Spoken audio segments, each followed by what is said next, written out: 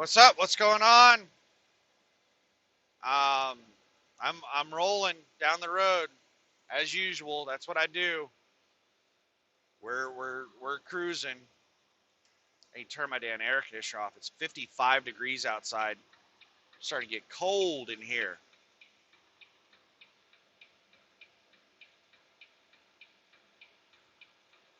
I probably shouldn't have even bothered moving over there. Um, as soon as I finish moving over, I got to move back over past the 65 mile per hour gang. Swift, you are not Swift. 65 mile per hour gang. Bunch of gang members out here, constantly in the left lane past the 65 mile per hour gang. And they'll sometimes put on demonstrations and shit, block the road for a while. So, um, I'll talk about my day and what's going on here in a second, real quick. Um, a couple of things. Number one, today I believe is the 29th. So the hours of service rules went into effect today. I have talked about those rules, but I think I talked about them whenever my audio sucked.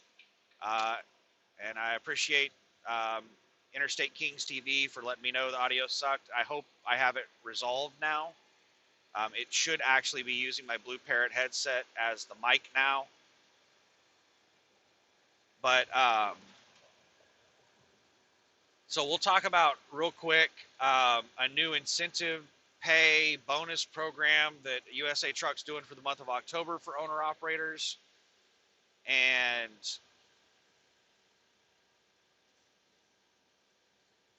then we'll talk about the hours of service changes, and then I'll talk about my day.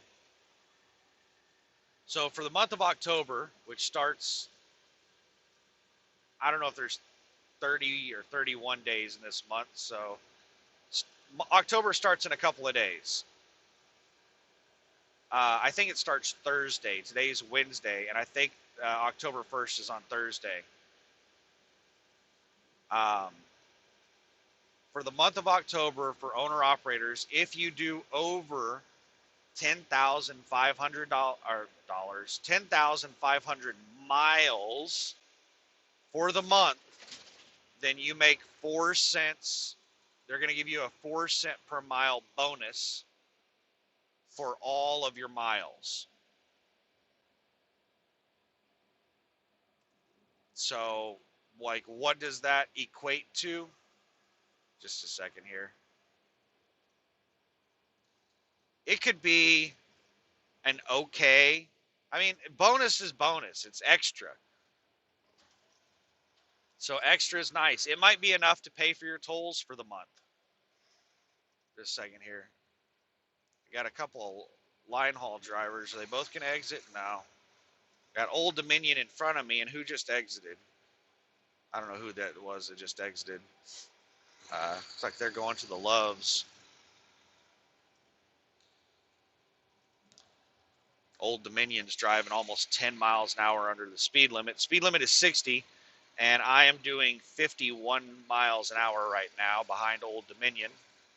There's the sign that says speed limit 60, not 50, Old Dominion. This is what sucks about single lane. You get stuck behind these slow moving vehicles.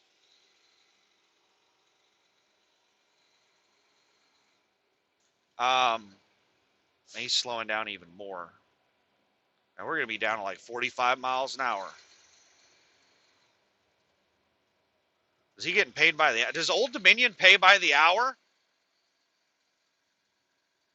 Oh my God, this is single lane for 5 miles. Well, 5 more miles. That's what that sign just said, is that it's end of construction 5 miles. That's what that sign just said. Okay, he sped up. I think he saw that sign and saw how far this single lane goes, and he sped up. Now he slowed back down. Um, we're back. We got up to like 58. Now we're back down to 53. And all the trucks I just passed have caught up with me. We're just all jammed up behind Old Dominion. So enough play-by-play on what it's like to ride behind slow-moving vehicles in single-lane construction. Let's get back to the topic at hand. So what does that equate to? Let's do it on 10,000 miles. You move the decimal place over 2. So 10,000 becomes 100. And then you multiply it by 4. So at 10,000 miles, which you wouldn't qualify for the bonus at 10,000 because you have to do 10,500 minimum, that would be $400 for the month. That's pretty nice. That should cover your tolls easily, unless you just run up in the Northeast all the time. They take your tolls out once a month, so if you did the absolute minimum of 10,500 miles, then that should easily cover your tolls for the month. So that's pretty nice. That's a pretty nice bonus. It's not amazing, but it is nice. It's not such a small bonus that it's just like, why did you even message me about this? Like, a lot of their bonuses are $20, $50. Like, those are like, why the fuck I don't even give a shit about that. $20? Like, who the fuck cares about $20 bonuses? I'm not even going to bother putting in the paperwork and spending 30 minutes to an hour of my time to get a $20 bonus. So this one is actually a decent amount of money. I'm not going to change the way I pick loads to try to get high mileage loads to try to get the bonus. It's not going to affect the way that I drive at all. I'm not going to try to get the bonus. If it happens, it happens. I am planning on, running pretty hard and trying to get as many miles as possible. Well, I don't actually try to get miles. I try to get, revenue. I try to do as few miles as possible. God, this motherfucker's got his brights on.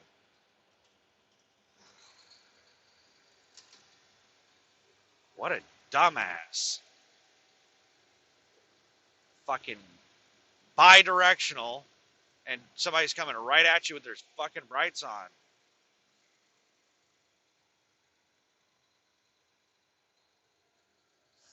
Old Dominion's finally sped up. I think they've finally gotten comfortable with being in a single lane.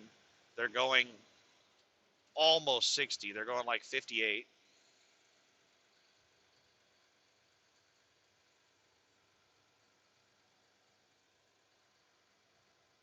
But, so yeah, that's the monthly bonus. Let's talk about hours of service real quick. I'm not going to go into great detail over it because I've done hours of service videos that I did go into detail on. So the 30-minute break, 2 changes with that. Number 1, it only counts driving time towards your 8-hour clock for your 30-minute break. If you're on duty, off duty, sleeper, anything like that, it does not count that time towards your 8-hour clock. That is a huge change because the way the old clock worked was that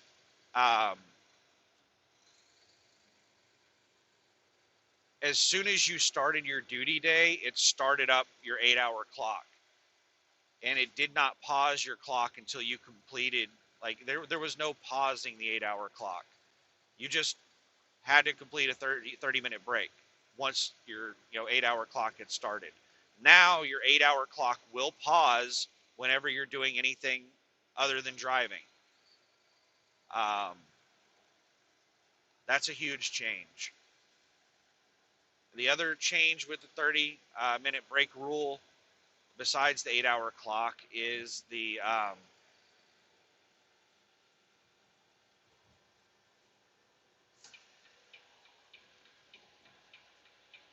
this jackass.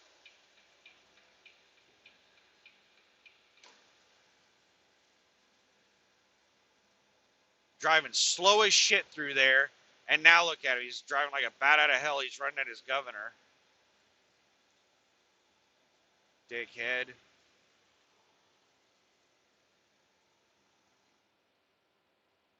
And he was staring at me as I drove by him, all pissed off that somebody was passing his dumb ass.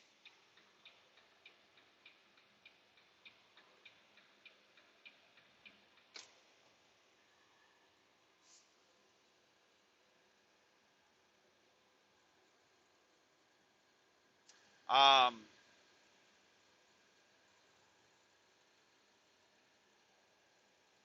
the other change is that your 30 now you can do it with on-duty status. So basically, you can be in any status except driving for your 30, which makes the 30 completely worthless. They should just get rid of that stupid fucking rule. The morons who came up with a 30-minute break are a bunch of brain-dead dumb shits. And now, like, they don't want to give up on the idea of the 30 and admit that they were a bunch of fucking morons for coming up with it in the first place. So they just keep altering the rule to make it completely irrelevant.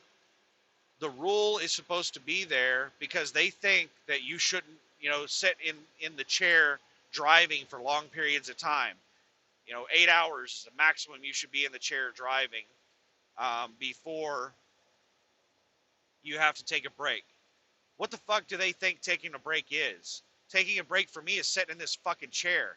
When I take a 30, I just pull over at the rest area and sit in this fucking chair for 30 minutes. Dumbasses.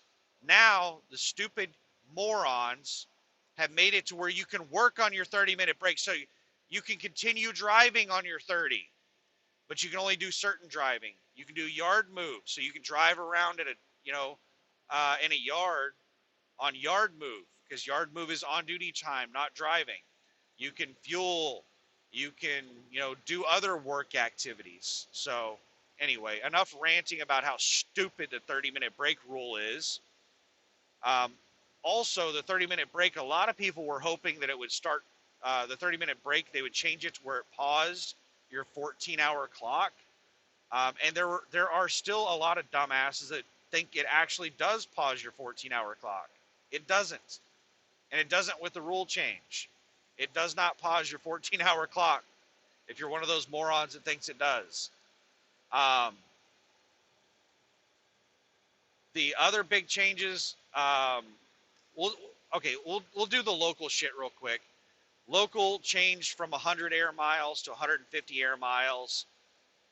They increased their work day, their maximum hours that they can work in a day from 12 to 14, but your maximum hours that you could work in a week stayed the same. So basically, it just gives them an adverse weather conditions type thing. It gives them 2 extra hours in any workday that they need it to do stuff. But it's going to have to shorten it's going to be a trade-off. They'll have to shorten one of their other work days because they're still limited by the same weekly. Anyway, and nobody cares about local people. The sleeper split is an enormous change. I don't think many people realize how big of a change it was, because a lot of people don't use the sleeper split. And so whenever they heard that it changed, they didn't really care because, they don't use it. Well, everybody's going to be using the sleeper split now because it's going to pause your clock on both ends. I'm not going to go into great detail about how the sleeper split works because there's a lot of people that don't understand the sleeper split, and I'm not going to spend 30 minutes explaining how the sleeper split works so that I can explain how it changed. It pauses the clock on both ends. That's the biggest change. The other change is that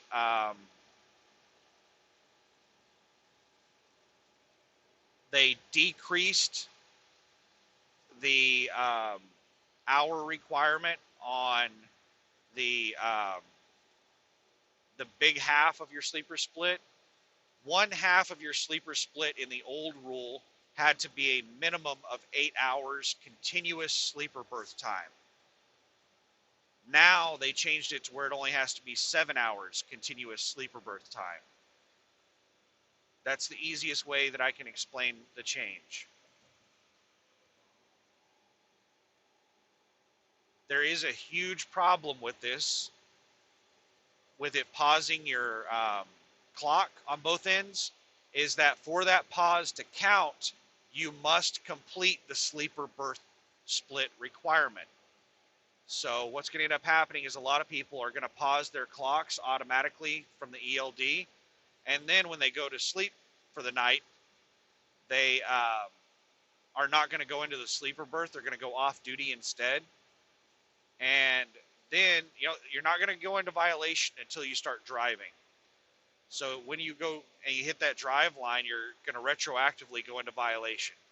I'm not going to, it would take a video all by itself to explain the sleep, because a lot of people don't understand the sleeper split. So I'd have to explain the sleeper split, then I'd have to explain the rule change, and then I would have to explain the retroactive violation that people are going to be getting with it. But that's all I'll say on the sleeper split change. And what was the other change? There was another one that I can't think of right now.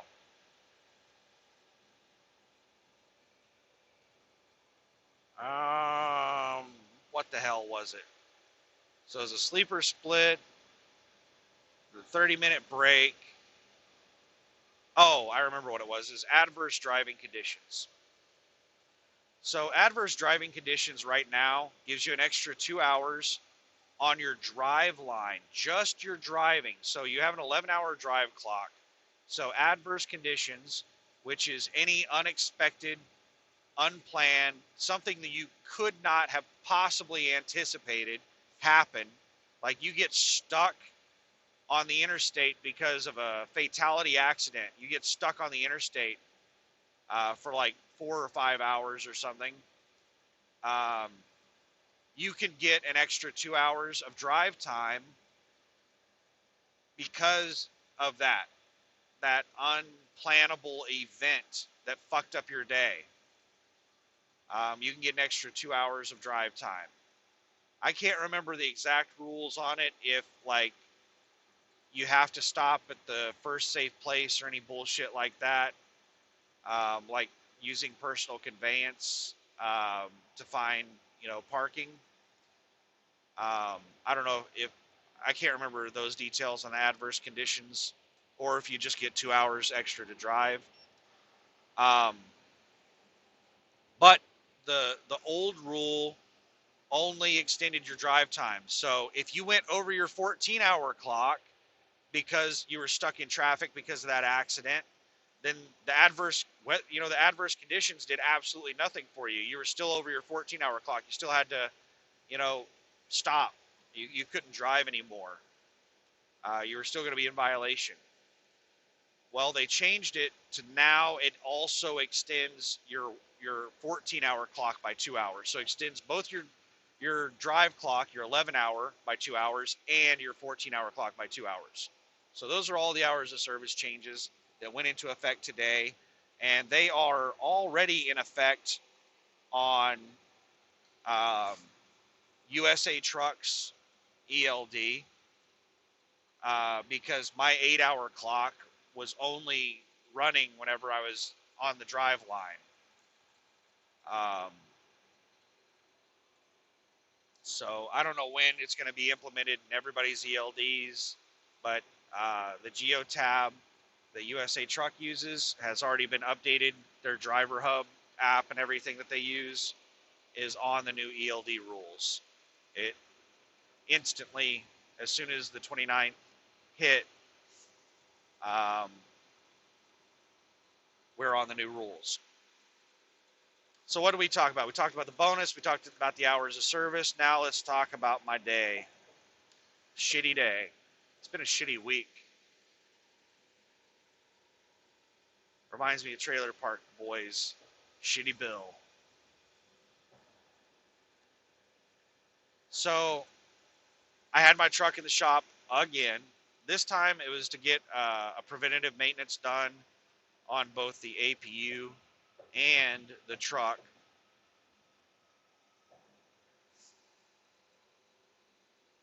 And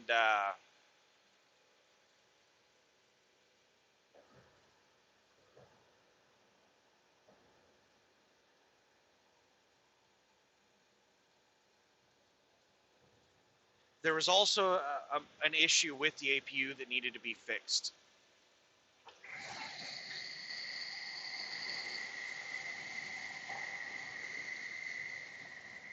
Um, sorry, I rolled down my window to let a fly out. The place that I had my truck worked on is right across the street from the city dump, and I had my windows rolled down all day long. So I have a ton of flies and mosquitoes in the truck. Ugh. It's going to probably take me a day or two to kill them all.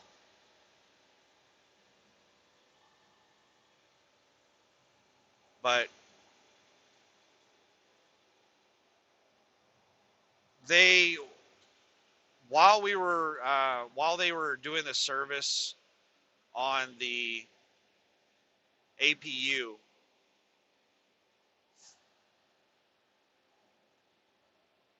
they found coolant in the oil, and they said that I think they said my head gasket was blown. And I was like, okay, what does that mean? And they're like, it means your head gasket's blown. I was like, well, I mean, like, I don't know what the fuck that means.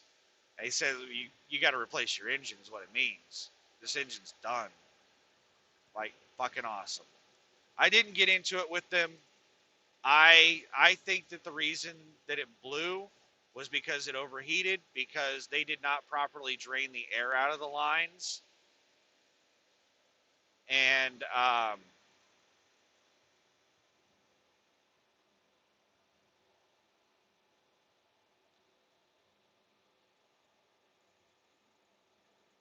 they wouldn't. I didn't push the issue on them accepting responsibility for it, and they basically said that, it always been like this. This is the way it's always been, and it was like this before I brought it in there, and it was my fucking problem. I mean, they weren't mean about it.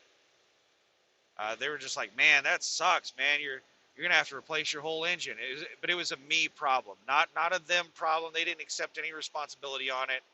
I tried to nicely suggest that this was caused by the air in the lines and it overheating, because the last time it overheated, well, 2 times ago that it overheated, after they replaced all the parts, it had air in the lines, and it was overheating because there were air in the lines. Well, it overheated, and I couldn't get it started.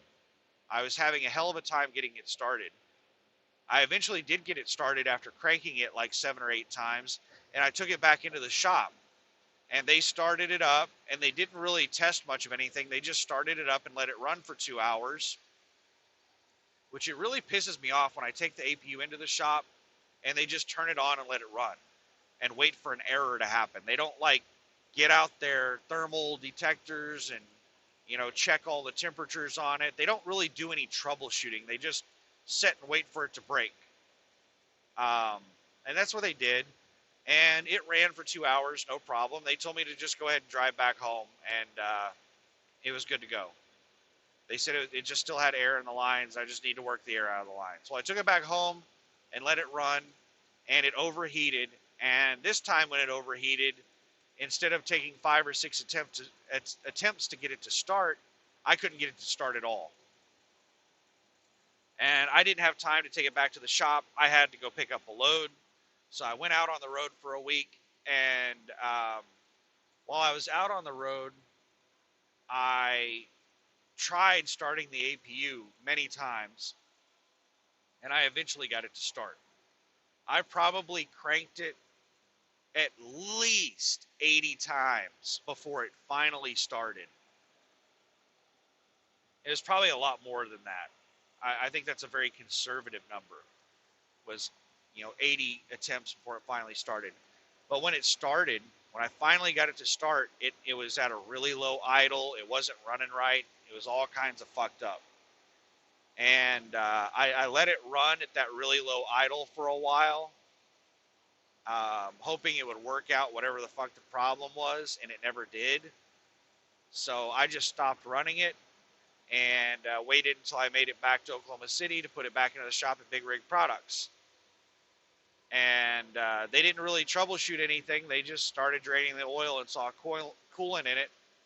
I think that he knew what was going on whenever I explained to him what the symptoms were and what happened. I think he knew what the problem was, and he didn't want to talk about it for fear that he would be accepting responsibility that it blew the head gasket the last time it overheated.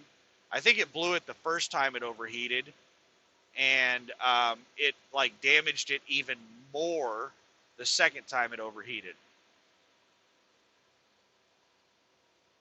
But anyway, I paid them $1,700 to swap out my blown engine with some used engine they had sitting on a pallet outside that I don't know how well it's going to run. And we didn't really have time to run the damn thing while we were there because they took forever to install it. I was there before they opened up. And they worked on it all day long. They ended up staying late. They get off work at 5, but they stayed until like 8 or 8:30 to work on it. They had it installed and they thought they were done with it at around 8 p.m., 7:45, 8 p.m. or so. And they didn't really test it. We turned it on and they're like, you're good to go. That was it. No testing at all. So they took off and I backed my truck up out of the spot and, I'm starting to try to leave and the APU wasn't automatically turning off whenever I turned on the truck ignition. So I was like, okay, that's weird. So I went back and I tried to manually turn it off and I couldn't get it to turn off. And it was reading that the APU was off and it was on shore power. I was like, okay, that's fucked up. So I turned the truck back on to see if that would turn it off, and that didn't do anything. So I turned the truck back off. I went back there and tried hitting the on-off button again. I couldn't get the damn APU to turn off, and it wasn't charging the battery. It was draining the battery. Like a whole bunch of weird shit was going on. So I ran in there to catch the head mechanic Trey before he left, and I managed to get him before he left. And he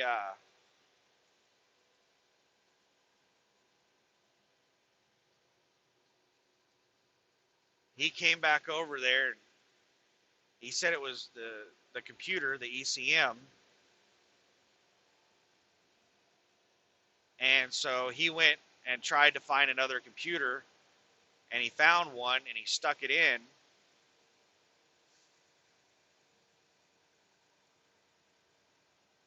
And it did the exact same thing with the replacement computer. And then he said, oh, I know what it is.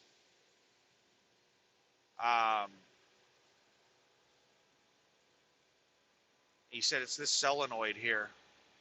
And he said, let's just grab the solenoid off of your old engine and put it in. So he went over to my old engine, took a solenoid off, installed it onto this one, and that seemed to fix the problems. Whenever I turned the ignition on, it shut off. The on-off button is working. But basically, we just turned it on, and I tested, the turning the ignition on, shut it off, and the on-off button worked, and that was it.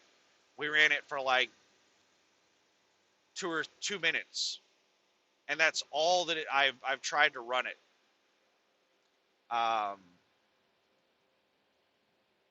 That's it.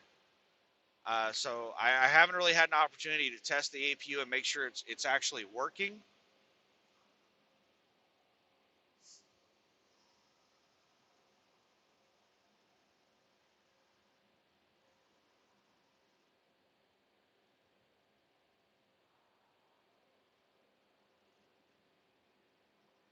Um, we finally got out of there. I got out at about 8:30 p.m.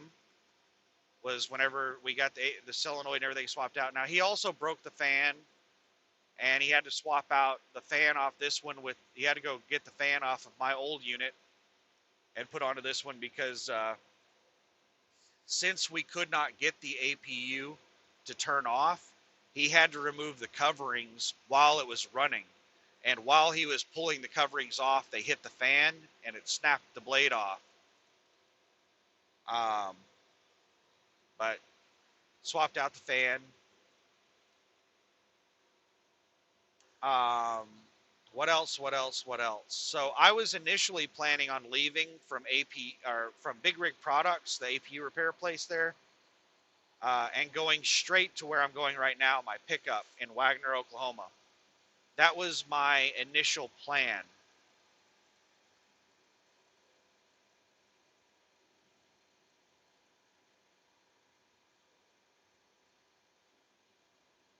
Um,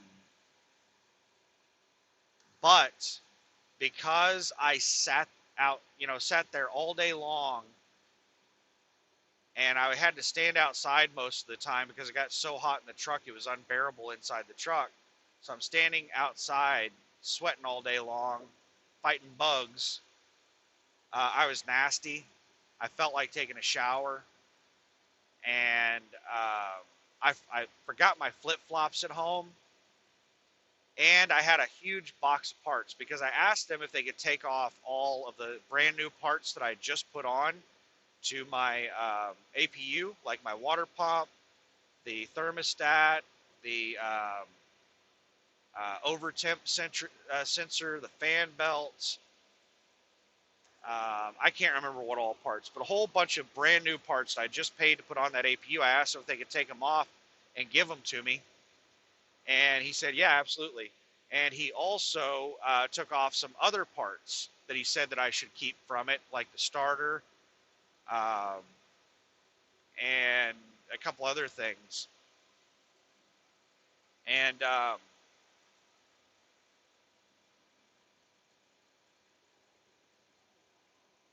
so I had that box of parts here in the truck, and I was sitting there thinking, well, I want to take a shower.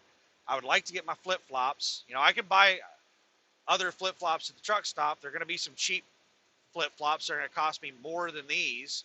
I mean, I only paid like 15 bucks for the flip flops. They're Under Armour. They're really nice. I like them. And I'd probably pay like $20 for some cheap off-brand crap ones at the truck stop that I'm not going to like. Probably end up having to buy some Crocs or something. Um,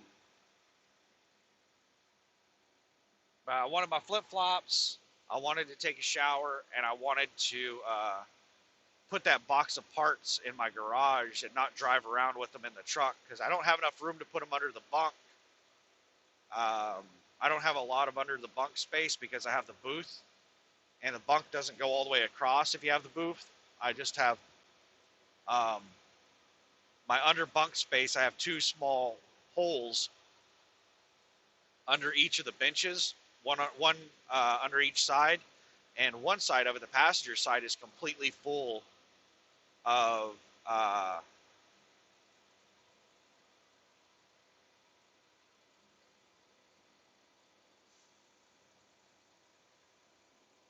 air conditioner. Shit. It's something I forgot to double check, and I'm freaking out about it right now.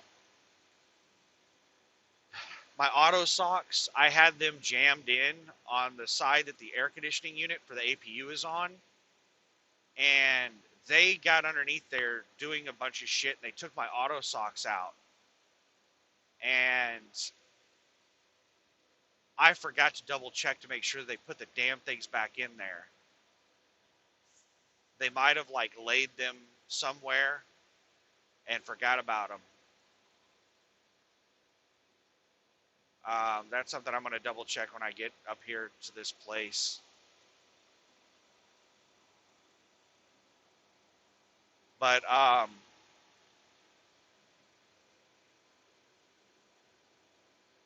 so I decided to go ahead and go to the house to do all that stuff. So I went to the house, ordered some Burger King from Uber Eats, washed the clothes that I was wearing, took a shower, and all that stuff. And I had to wait until after midnight to drive back over to Big Rig Products because of the stupid personal conveyance rules that USA Truck has.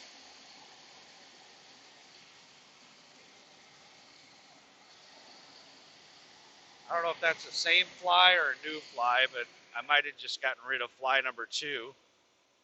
I'm not even sure he went out the window. Um,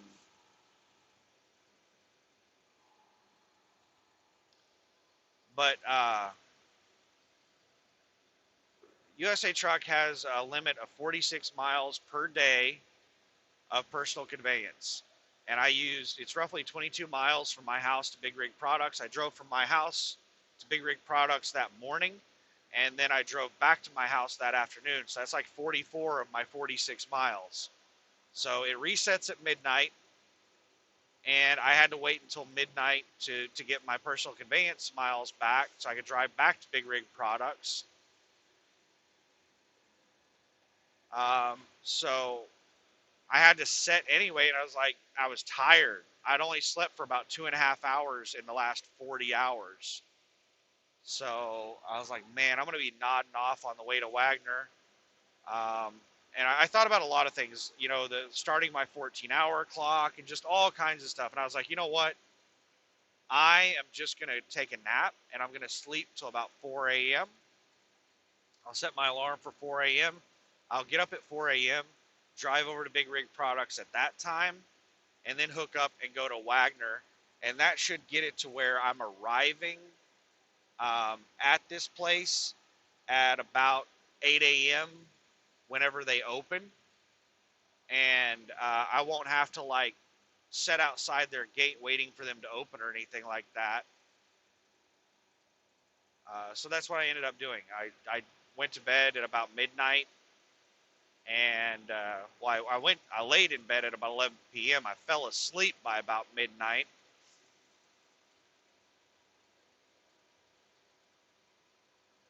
And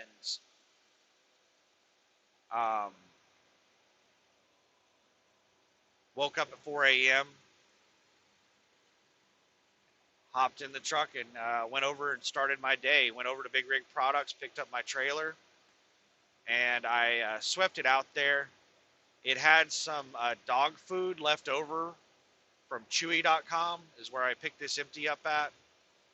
And there was some dog food in there. And I wanted to sweep it out there at Big Rig Products, and so that hopefully I could get some of the dog food smell out of the truck by driving it over here to Wagner. Hopefully some of that smell gets out of the truck.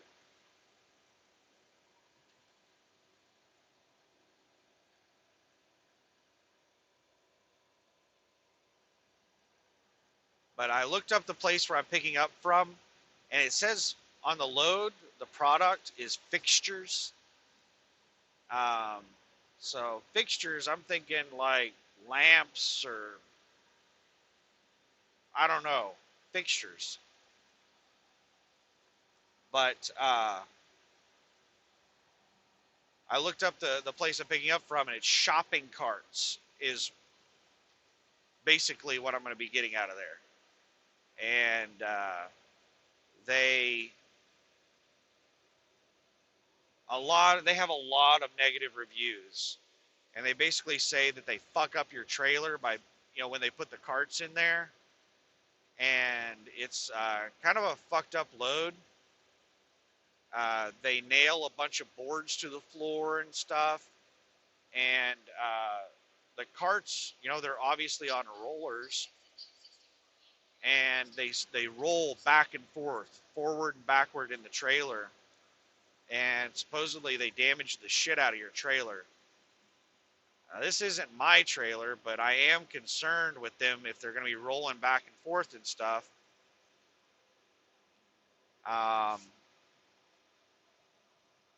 It doesn't sound like they properly load the carts in there. They're just trying to squeeze as much in there as possible. I think that they should treat the carts like a liquid load and ballast it basically. They should probably break the carts into sections and have some type of separator in between them. Maybe put some dunnage, some plywood in between them so that the whole thing isn't just rolling back and forth. You have some, stop points, and there should probably be multiple. Um, I don't know if they're, whatever they're doing, if they're nailing 2x4s to the floor to keep them from rolling or whatever, they should probably put multiples of those uh, throughout the trailer instead of just doing it at the rear.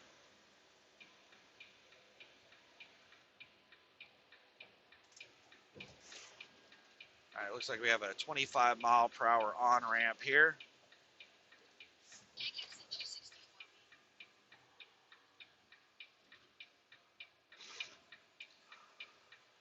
We're getting down to 25. We're getting there. We're getting there. We're getting there.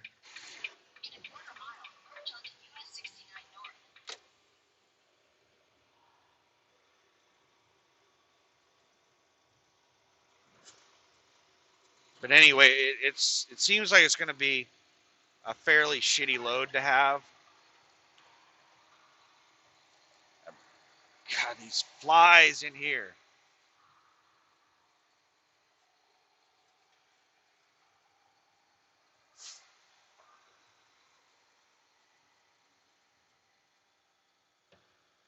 I'm going to have to remember that next time and just, I cracked the windows for, to make it tolerable inside the truck. Next time, I'm just going to have to get out of the fucking truck if I can't run it and keep the fucking windows up. Because there's, being across the street from the dump, there's just, there's too many flies and shit.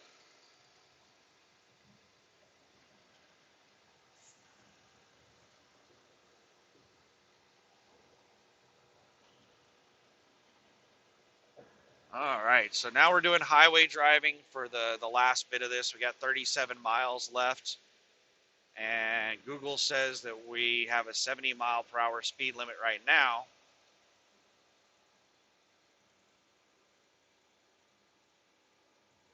But it's highway. I think it's going to be a nice divided highway most of the time, but we are going to go through some towns.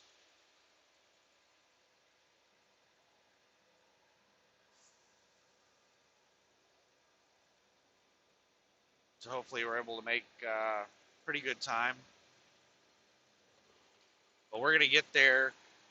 Google's saying we're going to get there at 7:38 a.m., which is pretty awesome. It's a really good time to get there.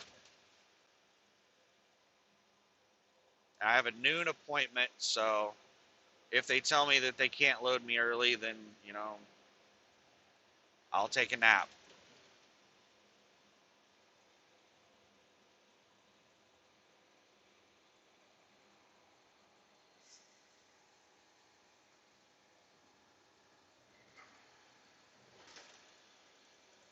But it's right at 7 a.m. right now. But that pretty much covers my day, what's going on with me. I'm going to grab this load. This is Highway 69. It runs um, north-south in eastern Oklahoma. And I'm going to take it to Wagner. And the place where I'm picking up from is just like a mile or two east off of Highway 69. So I'm going to pick up the load, then I'm going to hop back onto 69, and I'm going to continue going north. I'm going north right now. So I'm going to hop back on it and go north and hit I-44 in Big Cabin. And I'm going to get on I-44 headed east. I'm going to drive to Strafford, Missouri. If you watch a lot of my videos, I talk about Strafford, Missouri a lot. It's Stratford is the east side of Joplin, Missouri. It's basically Joplin, Missouri, not Joplin, Springfield, Missouri, not Joplin, Springfield. It's the east side of Springfield, Missouri. Stratford, there's a TA in Stratford, and right behind the TA is APU Center, which I don't trust to work on my APU ever again. I mean, I may be in a situation where I have to use them, but I don't trust those sons of bitches. After I found out everything that they did on my APU, they are a really shitty, scummy place that I don't trust to touch my APU. Um, but I fuel up at Stratford. That's the cheapest fuel in the area. And I always top off in Stratford when I'm headed out east. I'll stop there to top off before I head out east. So I'm kind of tired right now. It's going to depend on how I feel at the time. But I'm going to fuel up at Stratford. And if I'm tired when I get there, I may, who knows what I'll do. I may take a 10 there. I may do a sleeper split, just take a nap. I don't know what I'm going to do. But basically, I cannot make this run in a single drive shift. Even if I had all of my hours available, if I did not have to drive the 2 or 3 hours, whatever it was, to go from Oklahoma City to here, it's like 150 something miles from Oklahoma City to Wagner. It's further than Tulsa. Um, if I had all of my hours available to me, I still couldn't make it in a single drive shift. It's like 744 loaded miles from Wagner, Oklahoma to Richmond, Kentucky. So it's a minimum 2 drive shift load. And I think my delivery window, it's a 24-hour delivery window. It starts on October 1st and it goes through October 2nd. It's like 10 a.m. to 10 a.m. October 1st through October 2nd. So I'm picking this load up on, today's the 30th, isn't it? Let me check. Let me check something.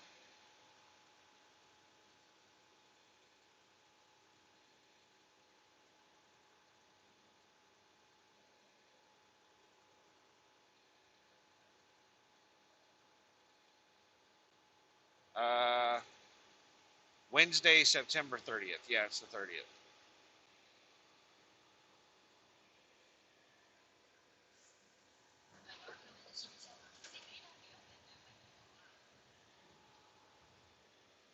Um, so I could deliver it if I could possibly get there tomorrow, which I don't know if I can. Then I could deliver it on the 1st. Um,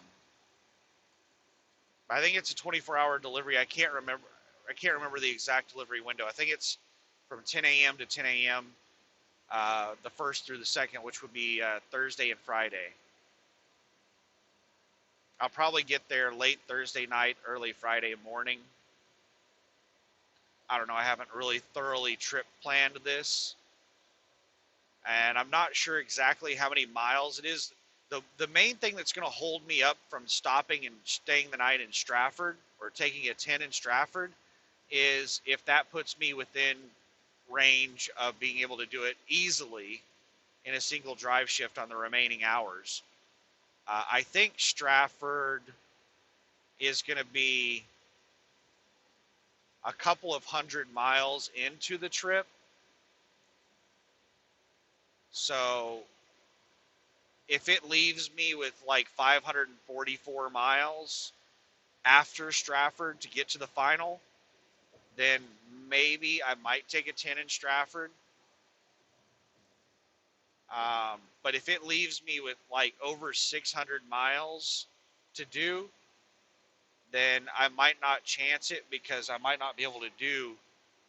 If you run into delays or anything, then it can make it to where you can't do over 600 miles in a drive shift. So 600 plus miles in a drive shift is kind of iffy. I can usually easily do 650 miles in a drive shift. But I don't know. There's a lot of ifs that I haven't looked into on deciding whether or not I'm going to stop in Stratford. Normally, I would not even consider stopping in Stratford. I would just keep driving on from there. But I have been living on naps the last like 3 days. So um, from the time I got up Monday morning, um, I stayed up all day Monday, all night Monday night, and then Tuesday morning I took about a 2 hour nap, and I was up all day Tuesday, and that was yesterday, and then Tuesday night I took about a 4 hour nap. So 4 hours and 2 hours. I've slept for a total of 6 hours in the last, let's see, that's Monday, Tuesday, and now we're into Wednesday. So for the last 2.5 days, it will be 2.5 days or more by the time I get to Stratford that I've had only 6 hours of sleep. So that's the reason I'm thinking about either doing a sleeper split or just taking a 10 in Stratford. Because I'm a little tired right now, but I just woke up not too long ago for my 4 hour nap.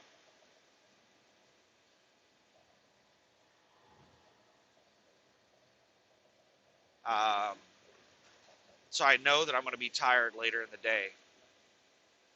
And that's the kind of shit, if you want to be successful in trucking, you have got to have that willpower and that self-discipline. You have to be the type of person that works well without direct supervision so that you can, you know, force yourself to get up when you need to get up and have the self-control and awareness to know your own limits and to plan around when you need to do rest breaks and stuff like that. And, need to be able to be the type of person that if you can squeeze in a 2 or 4 hour nap, that you can actually do it and wake up from it. Because a lot of people, if they've been awake for like 20 or 30 hours and, they have a little window to take a 4 hour nap, once they get in bed, they're not coming back out of bed until they've slept for 12 hours. They don't have that self-control and discipline and willpower that whenever that alarm goes off to get their ass up out of bed without their mom sitting there yelling at them. So I think that's about it for this video. I don't know what it's going to be like when I get to this place. If they won't take me early, then I'll ask them if I can park somewhere and ask them what time they want me to check back in, and I'll set my alarm for that time, and I'll go to take a nap. So if they tell me to check in at 11 a.m. for my noon appointment, then I'll sleep for 2 or 3 hours, and that might take care of that might change the whole situation with needing to stop in Stratford to get some sleep.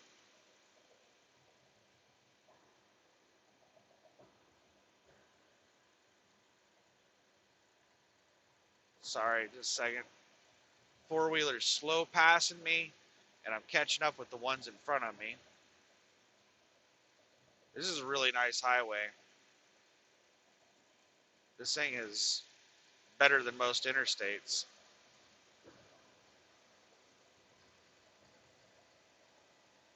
And the way they've got this thing set up with on-ramps and off-ramps and everything, they might be able to turn this thing into an interstate at some point. They have to meet certain requirements to be designated as an interstate.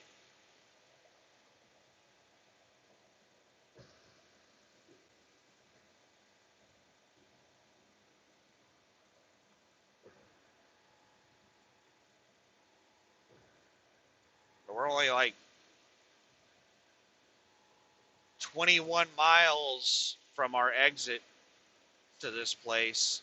So we're really close. I don't think I'm going to run the video until then.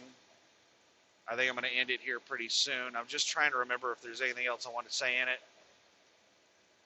But I doubt many people watch the entire videos. If you do, then wow, that's awesome.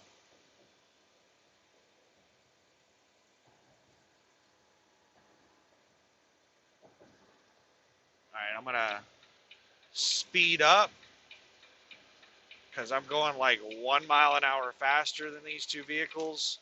And I don't want to slow pass them, so I'm going to speed up and go around them.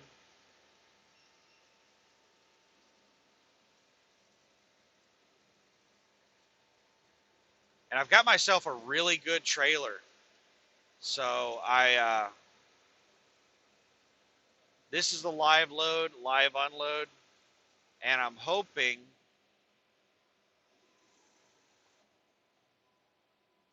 as soon as I get out to pass, we start hitting areas where the speed limit's gonna be dropping. We're gonna be driving through a damn town.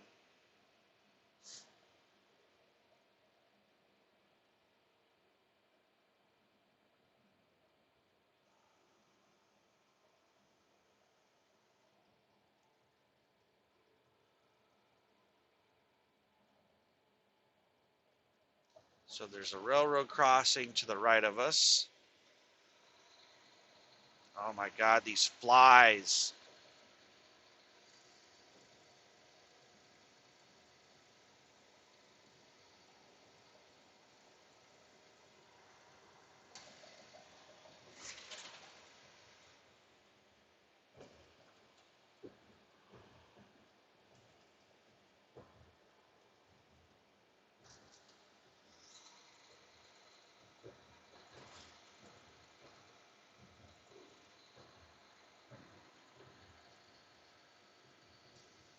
This guy does not want me. He wants to be in front of me.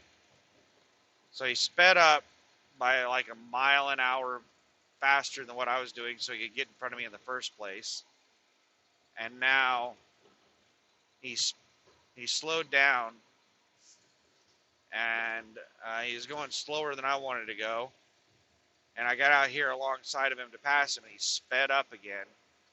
I hate these sons of bitches that just like keep speeding up and slowing down just to be in front of you. Like, I don't give a shit about somebody being in front of me, but if I fall in behind him, he's going to slow back down again.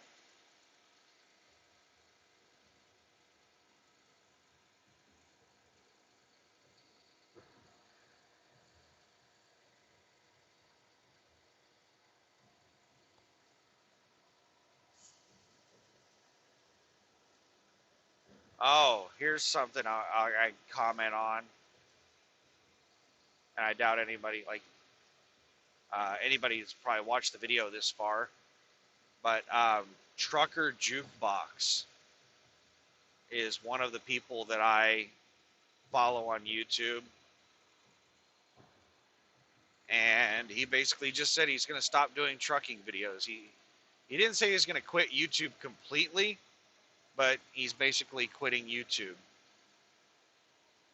He said he will still put up videos, but it's going to be non-trucking videos. And I've seen a lot of people that I follow on YouTube quit YouTube. And they basically said similar things as to what Trucker Jukebox is saying, is that they get burnout on it, and the trolls they just get sick and tired of dealing with the dumbasses that make dumbass comments. They just get tired of it. It just wears on you after a while. Fortunately for me, my channel is so small that I haven't had any trolls. I've had a bunch of really awesome people that comment on my videos. I haven't had any issues, but that's basically what everybody said, is that when they were smaller, it was a really awesome community, and everything was really cool. and they were having a blast. But as they got bigger, the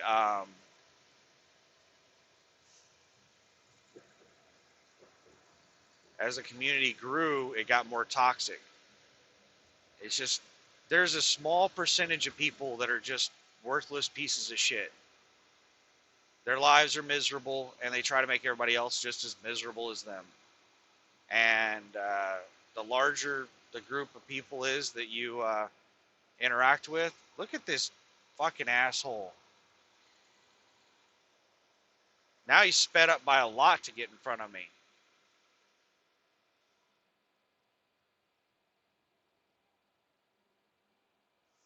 He just wants to fucking be in front of me. Just came flying around me, hauling ass, because he doesn't want, he just can't, these motherfuckers can't stand to be behind me.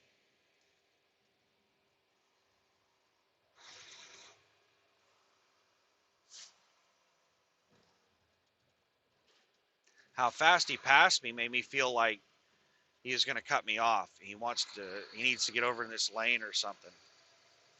I have a feeling at some point he's going to get in front of me. Just based on the way he's been driving. 14, there he goes.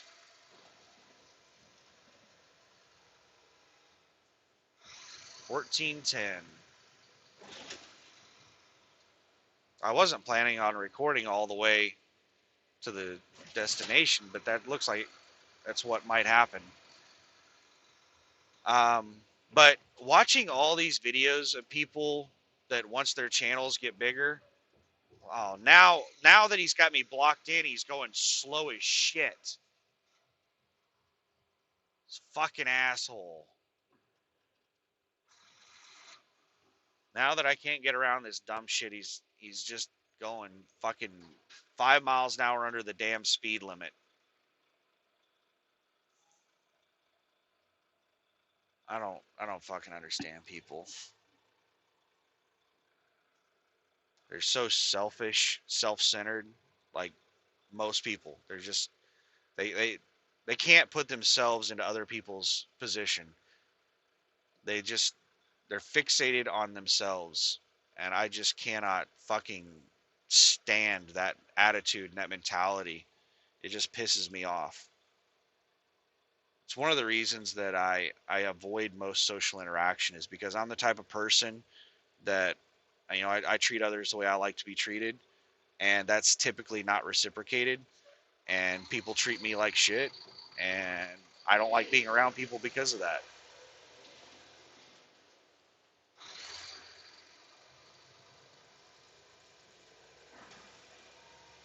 But um, honestly, I've thought about just stopping my YouTube channel, just shutting it down, stop making videos, because of all of the people I follow on YouTube stopping YouTube because of all of the trolls and drama that they deal with on it. I'm like, you know what? Is it even worth it?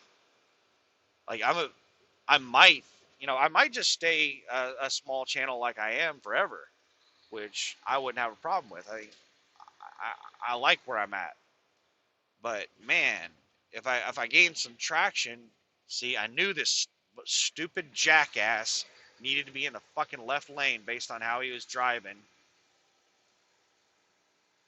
and how he was just kept forcing his way in front of me and not letting me pass him.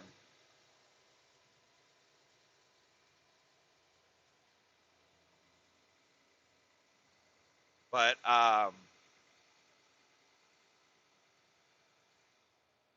this is a big small town. Like, what shithole redneck community is this out here in Oklahoma? I didn't know we had a town this big out here in the middle of no damn where. This is not a one stoplight town. This is like a 10 stoplight town. This is big doings. They got a fucking IHOP.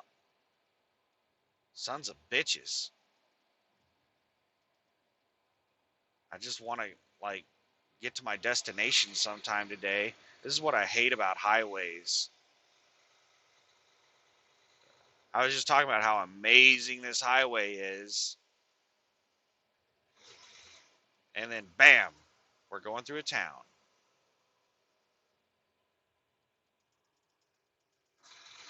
The hell? This semi to my right is just like doing everything he can to keep. He thinks that I want over in that right hand lane, and he is just doing everything he can to block me from getting over to the right hand lane. And I don't want in that right hand lane. I can't stand being in the right hand lane driving through small towns. I typically drive in the left hand lane through small towns. But I'm empty and I have a Volvo, so there's no way he's going to be able to accelerate faster than me. I'm going to accelerate almost as fast as the four wheelers, and I'm going to leave him in the dust. But he speeds through the. He's speeding through the town. That's how he's staying beside me. Is that once he eventually accelerates up to speed, then he goes way over the speed limit to catch up.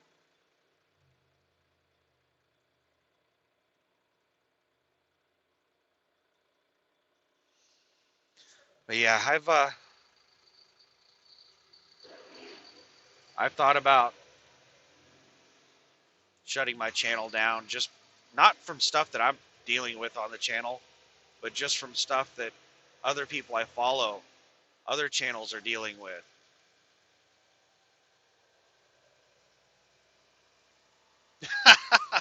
That guy is so fucking far behind me right now. He's like 300 or 400 yards behind me. Like I kept up with the four wheelers off that light.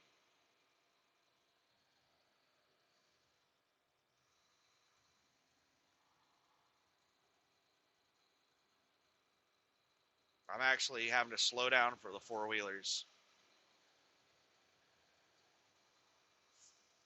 I wish they would get the fuck out of the way.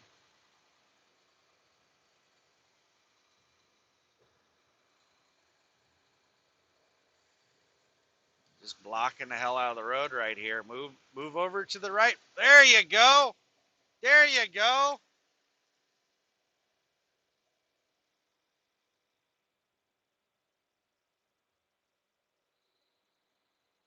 And it looks like we're hitting the edge of town now. Got a Pilot truck stop here.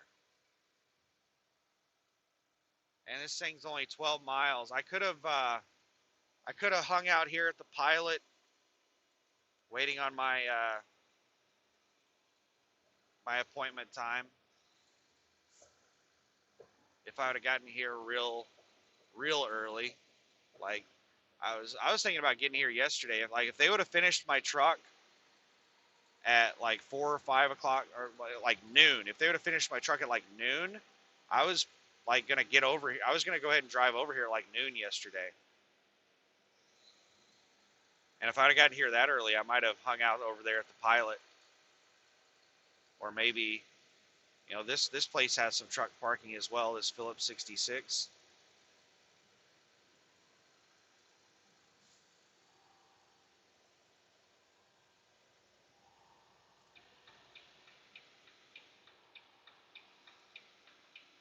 These sons of bitches flashing their fucking lights at me.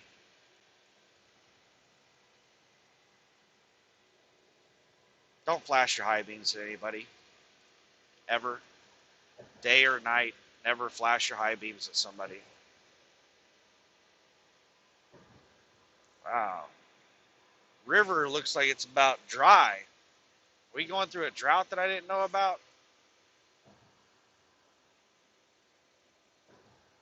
So 11 miles total, 9.5 miles to our exit.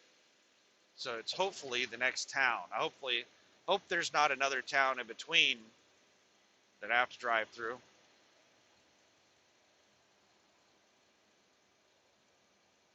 10 miles to Wagner. So it says it's the next town.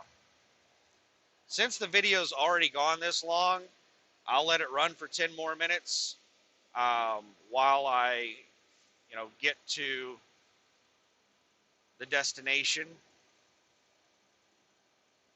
It's always fun to go someplace the first time and try to figure out the truck entrance.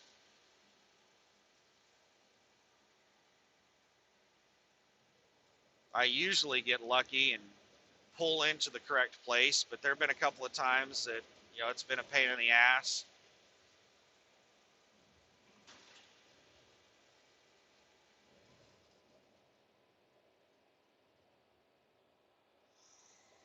These stupid damn four-wheelers just want to be in front of me. It doesn't matter how fucking fast I'm going or how slow I'm going. They're going to go faster than me so that they can get in front of me.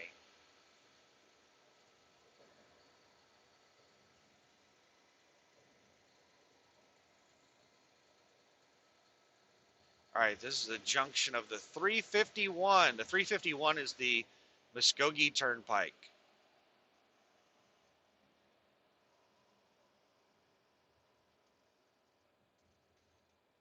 We're not going to be dealing with the Muskogee Turnpike on this trip. I've been on the Muskogee Turnpike many times. I take it all the time. But luckily, I'm not going to be taking it this time.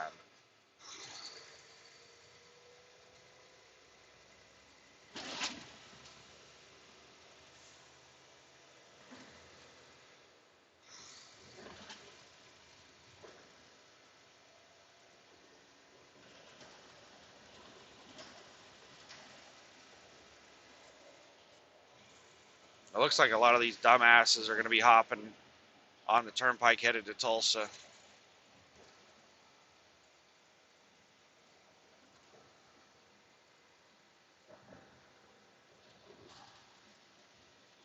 So hopefully traffic thins out a little bit because there is a huge pack of cars behind me.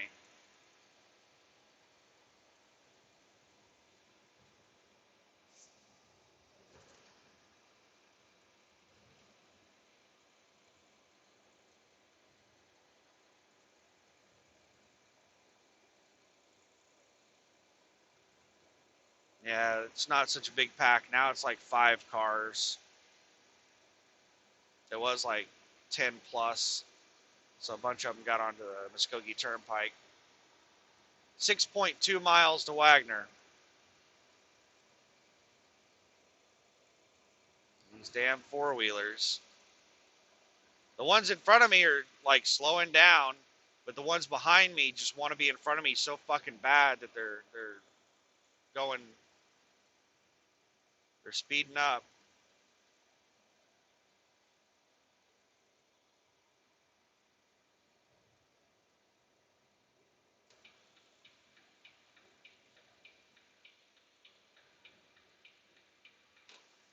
Got a little turnout right there with a bunch of trucks. Is that a rest area?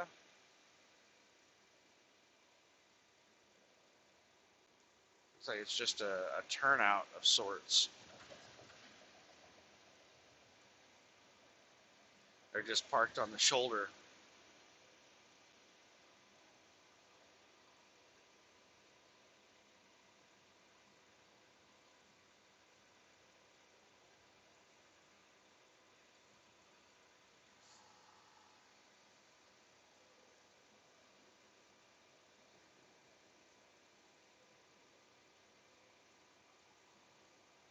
I guarantee you that if I was going 5 under the speed limit, these people would not be speeding. But since I'm going the speed limit, they're speeding. Just so that they can be faster than me.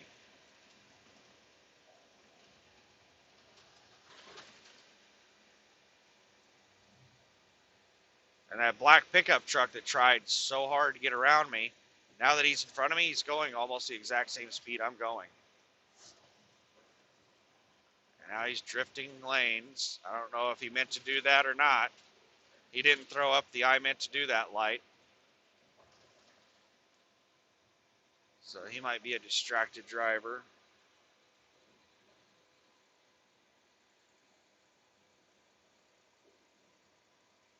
Yeah, I don't think he meant to do that. I think he just drifted over the lane because now he's back over in the right-hand lane. So he's playing on his fucking phone or something. Really, really badly distracted if he, did a full lane change like that.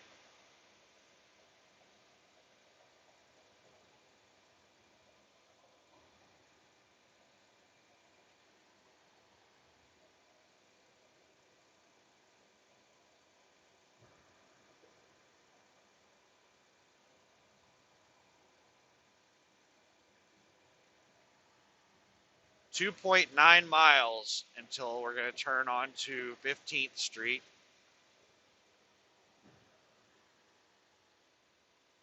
Our ETA is 7:36 a.m. I don't know if this place opens at 7 or 8 a.m.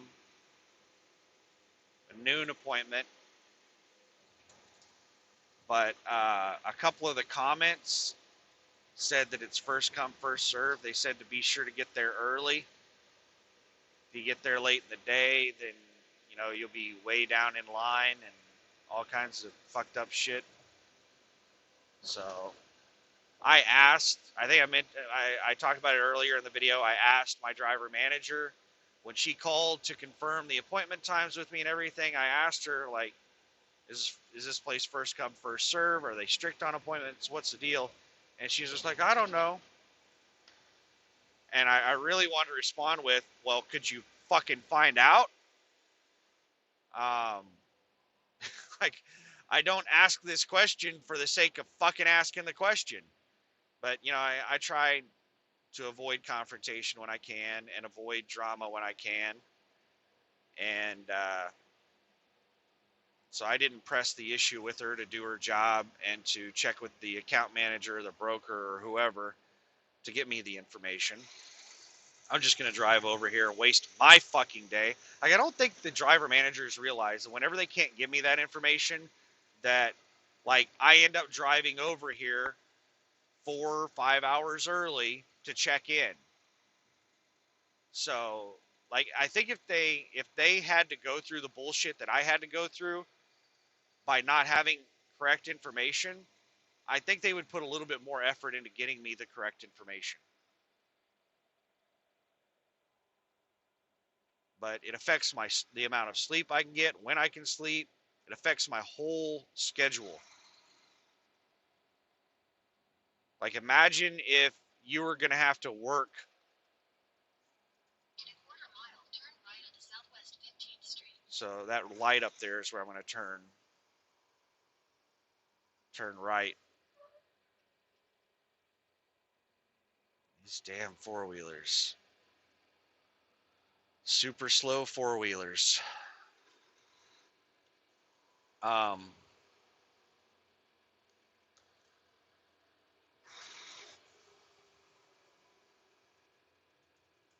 The hell? Some dumbass. It's that dumb shit that passed me earlier.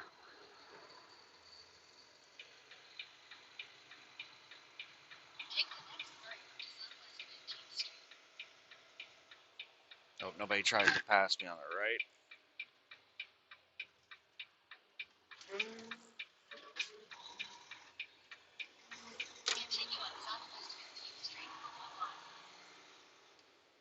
Oh, that's bright.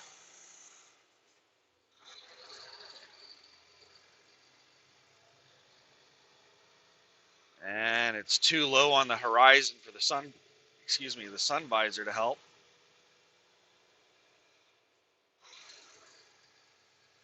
Well, luckily there's hardly anybody behind me. I don't think there's anybody behind me for a ways. All right, so 1 mile on the right.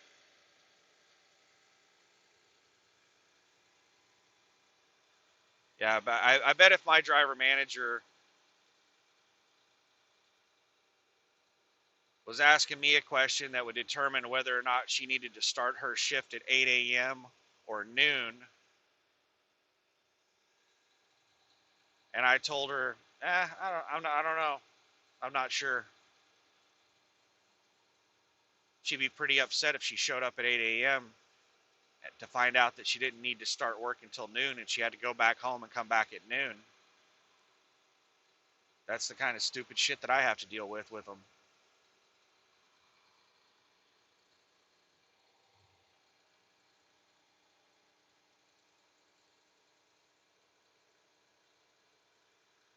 Unarco. That's it. That's the building.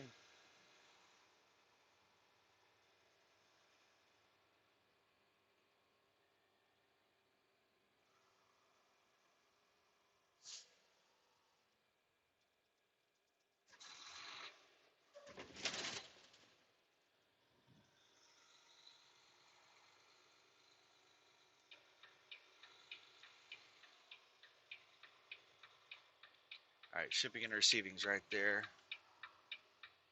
Yeah, it says shipping and receiving right.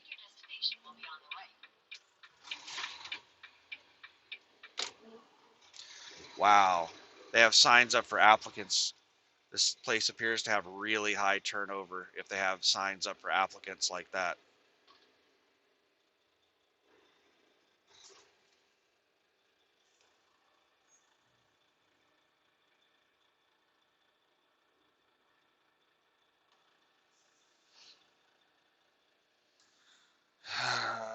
So the way I check in is I just grab my phone, and my phone has all my info on it. The Driver Hub app, I can check my loads and everything with it.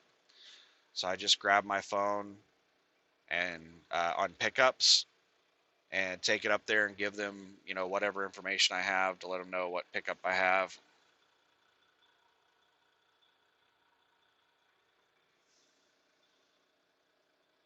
So I must log in at all trucks must log in at guard building. So this guy's loaded. He's doing a delivery.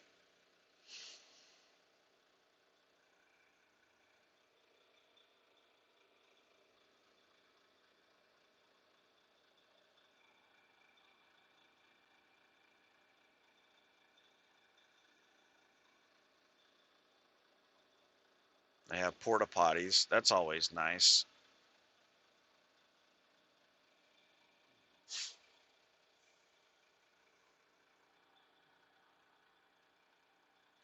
I think I'll leave this running. I don't know if you'll hear the audio, but I'll leave my headset on and leave the mic on and everything while I'm talking with them. Actually, I better not do that because I might have to give them personal information like pickup numbers and load numbers, or maybe they'll want my driver's license number, or who knows what personal information they may ask for that I probably don't want to be recorded. But I'll leave this running long enough to give you the conclusion on whether or not they're going to load me now or make me wait until noon.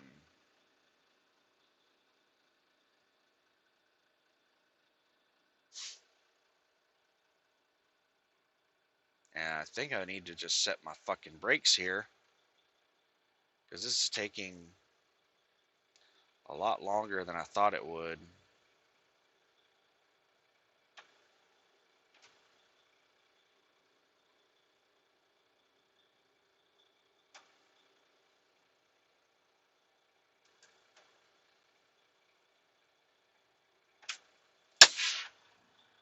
Yeah, let's set the brakes and throw her into neutral.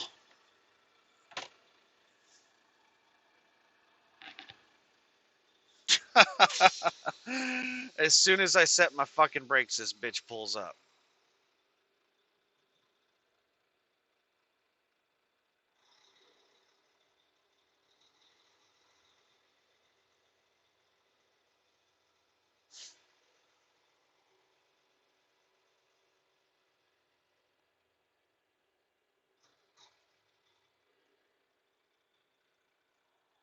All right. Let me grab my mask. Pause video. I'll be back. All right. So, the guard was really cool, but she couldn't say whether or not I would be able to get loaded right now. Um,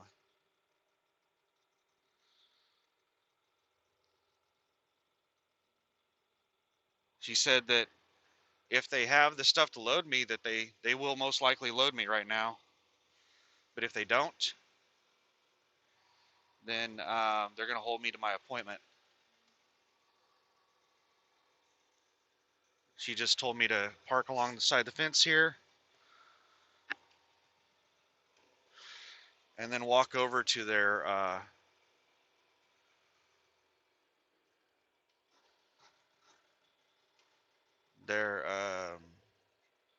shipping and receiving office. So I'm gonna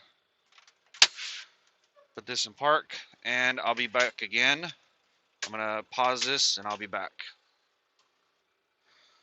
All right. She was a little bit on the I don't even know what word to use. Power tripping a little bit.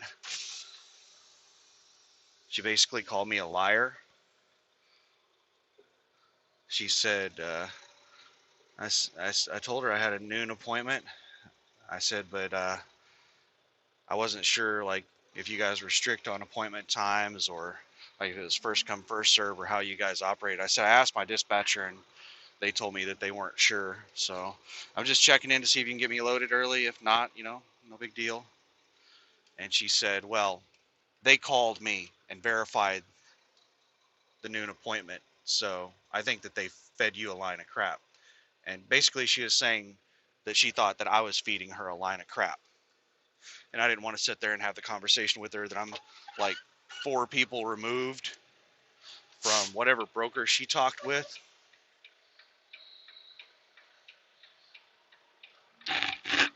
Um,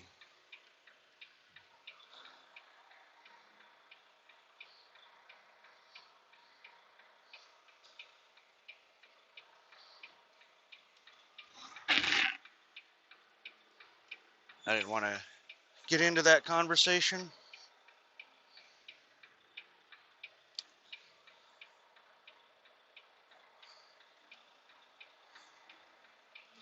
So she said she'd check and see if they had the carts to load me right now. And she went in and she came back and she said, go ahead and pull into door 6.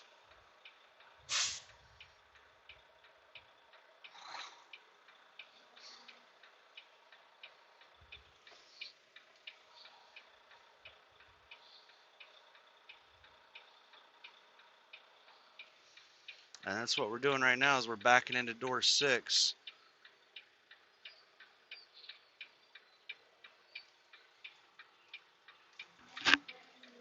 This is plenty of room out here, but I had a pretty messed up setup because of where they had me parked. They had me parked straight across from the dock door. So I could have, gone down and completely redid my setup, but I just tried to make it work with where I was at. And it looks like we got it just about perfect. She told me I didn't need to slide my tandems or anything like that.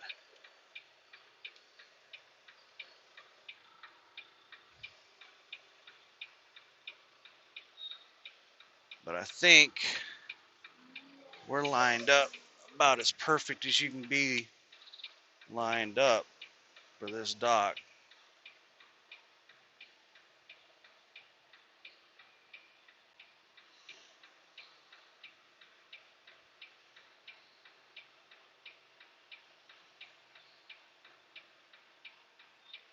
I don't want to. I try to bump real easy on the docks. There we go.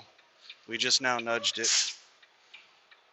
So I like to give it a little bit of throttle, hit the brakes,